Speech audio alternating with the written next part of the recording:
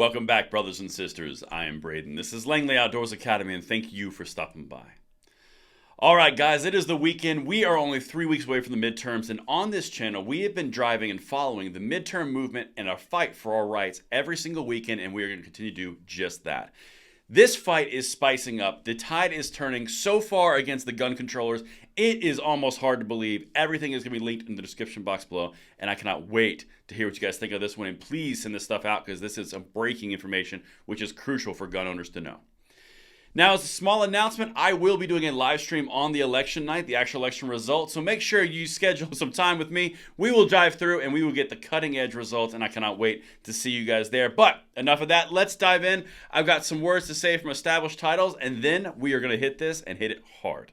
The established title packs give you 1 square foot of dedicated land in an estate in Edelston, Scotland, along with a certified crest like you see right here. This is based on a historic Scottish custom which will allow landowners to become lords or ladies, and if you act now, you can be in the LOA little plot so we can have our own little fiefdom. This is a fun and novel way to preserve the woodlands of Scotland. They work with global charities, One Tree Planted and Trees for Our Future, to support global reforestation efforts. You could officially change your name to Lord or Lady and get it on your plane tickets and also on your credit cards. This makes a great last minute gift, and they have couple packs which you can get adjoining plots of land together.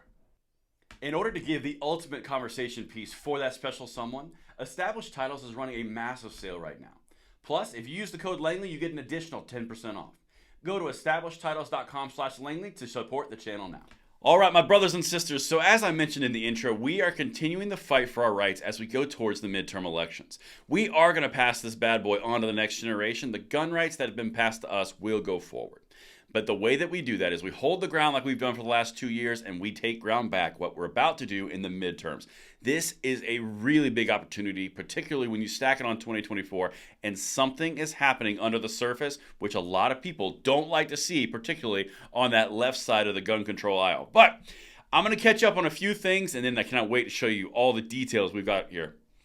Daily presidential tracking poll. Now, Biden, he's not doing so hot for the Democrats across the board. In fact, we have done a few videos about he's not really campaigning for anyone. He even made a big gaffe where he said, that's not true, I've been to 15 campaigns. Well, there's multiple hundreds, bro. All right, so check this out. The Rasmussen Report's daily presidential tracking poll, sponsored by, it doesn't matter, showed that 44% of likely U.S. voters approve of President Biden's job performance and 54% disapprove. That's not a good look. That's not cute at all. Check out the approval index. This is the strongly opposed versus the strongly approve. As you can see, he's at a minus 23 rating. That's not a good look if you are a Democrat 3 weeks away from the elections. Particularly when you see that the strongly disapprove, the red line, is going upward, and the strongly approve is going downward, the green line. This is like the worst case scenario you could possibly imagine as the sitting president in a midterm election. But let's keep going because the bad news does not stop there. Here's the right track, wrong track, something else we've been tracking for a while. 27% say the U.S. is heading in the right direction. 27%. Let's see how many people are saying it's not going in the right direction. 27% of likely U.S. voters think the country is heading in the right direction, while 66% of voters believe the nation is going down the wrong track. So you have a disapproval of 54%, 66% are saying we're going in the wrong direction.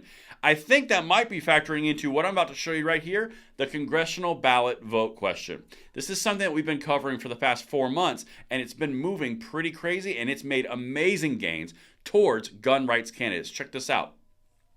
Right now, you have an overall spread of plus 3.1. That is a trajectory going straight upward. In fact, I've got graphs because you guys know how I like to bring data. Check out the increase on the red line, which is obviously the Republican, while the blue line is going hard in the inverse.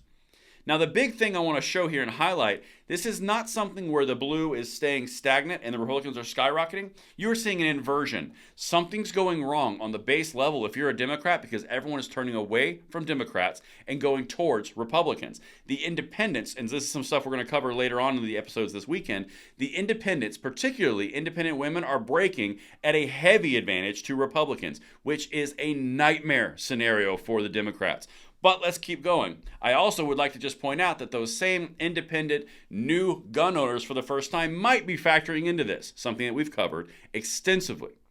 Another piece that's really interesting, Michigan. This is a blue state. Traditionally, this is a blue state. You've got the governor race for Whitmer, an incumbent, and then Tudor Dixon coming in strong right behind. In fact, Real Clear Politics has this marked up as a GOP pickup, which means Tudor Dixon would oust Gretchen Whitmer. This is a crucial one for us on the gunfight because that is a Republican legislature, a House and Senate. If you get a Republican governor there, you're talking a potential constitutional carry. You're talking about all sorts of things that would be hard-pressed or near impossible with Whitmer at the helm. In fact, check this out. This is why they're saying she's going to win. Currently, right now, the RCP average for Michigan is Whitmer by a 3-point advantage. But Braden, you just said it's a GOP pickup. I can almost hear you guys. It is. Check this out. So if you go off of everything that they've done in the past about how bad the GOP vote has been underestimated in Michigan, you get a 5.1% poll underestimation on Republicans. When you put 5.1 minus 3, you get Tudor Dixon winning by 2.1%. Now, this is a great time for my disclaimer. If you are not voted and you have not done early voting, if you are not registered, vote. Please get everyone you know to vote because we have to make our voices heard here. This is a tremendous opportunity to really, really hurt the Democrats and the gun controllers around their previous actions. But let's keep going because I got another graph for you from Michigan specifically. This is interesting. We are seeing the exact same thing in Michigan that we saw in the generic congressional ballot question. You see Tudor Dixon shooting upward. You see Gretchen Whitmer shooting downward. You've got 3 weeks till the election. If this momentum continues, Tudor Dixon is going to pass her in the generic questions. This is incredibly big because just a couple weeks ago, Tudor Dixon wasn't even being talked about as possible. This is Michigan.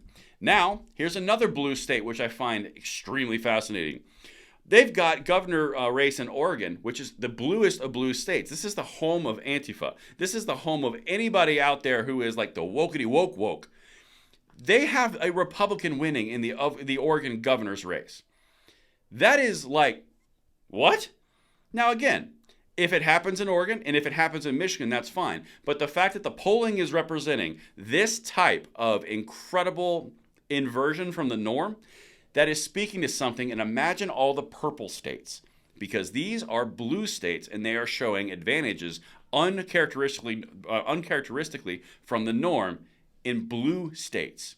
Translate this over to purple and you've got something. Not to mention that the governor's race is tightening in New York State. Kathy Hochul, who thinks she's a queen, is actually within the error of margin from Lee Zeldin.